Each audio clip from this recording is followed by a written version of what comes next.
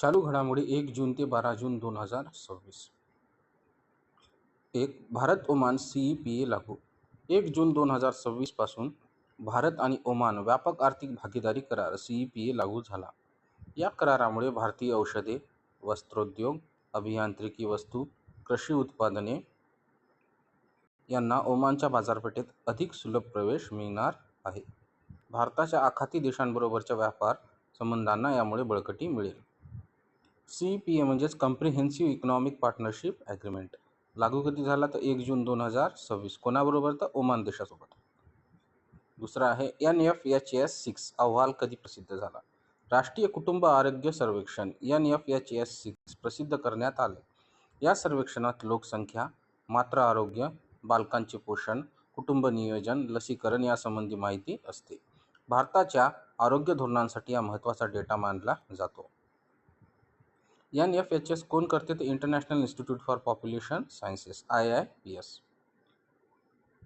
मंत्रालय कोणता आहे तर आरोग्य कुटुंब कल्याण मंत्रालय.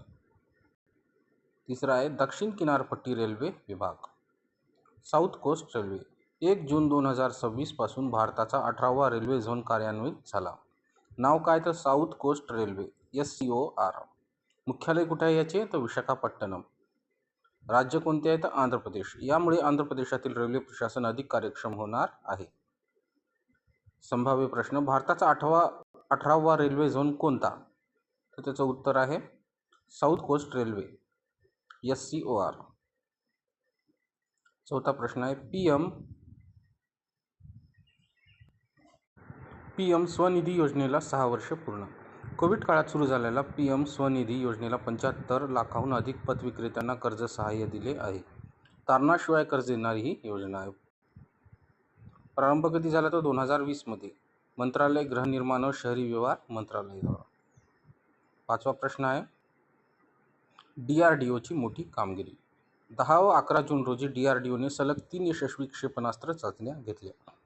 त्यामुळे भारत बहुस्तरीय बॅलिस्टिक मिसाईल डिफेन्स BMD क्षमता असलेल्या मोजक्या देशांमध्ये सामील झाला. महत्त्व, शत्रूच्या बॅलिस्टिक क्षेपणास्त्रांना हवेतच नष्ट करण्याची क्षमता. भारताच्या संरक्षण व्यवस्थेला मोठी ताकद. रुद्रम 2 क्षेपणास्त्राची यशस्वी चाचणी. DRDO आणि भारतीय वायुदलाने रुद्रम 2 या स्वदेशी एअर टू सरफेस क्षेपणास्त्राची यशस्वी चाचणी केली. हे शत्रूच्या रडार प्रणाली नष्ट करण्यासाठी विकसित करण्यात आले आहे. सातवा आहे अमरावतीमध्ये केंद्र सरकारची कार्यालय. केंद्रीय मंत्रिमंडळाने आंध्र प्रदेशातील अमरावती येथे 2533 कोटी खर्च करून केंद्र सरकारी कार्यालय व निवासी संकुल उभारण्यास मंजुरी दिली. राजधानी कोणती आहे तर अमरावती, आंध्र प्रदेश. मंजुरी जून 2026. आठवा प्रश्न आहे वस्त्रोद्योग PLI योजना. केंद्र सरकारने 96 कंपन्यांना PLI योजनेअंतर्गत मंजुरी दिली. सुमारे 12,822 कोटी गुंतवणूक अपेक्षित आहे. PLIचा फुल फॉर्म काय तर प्रोडक्शन लिंक्ड इन्सेंटिव्ह. नववा प्रश्न आहे जागतिक पर्यावरण दिन. 5 जून 2026. यंदाही पर्यावरण संवर्धन, प्लास्टिक प्रदूषण, हवामान बदल यावर विशेष भर देण्यात आला.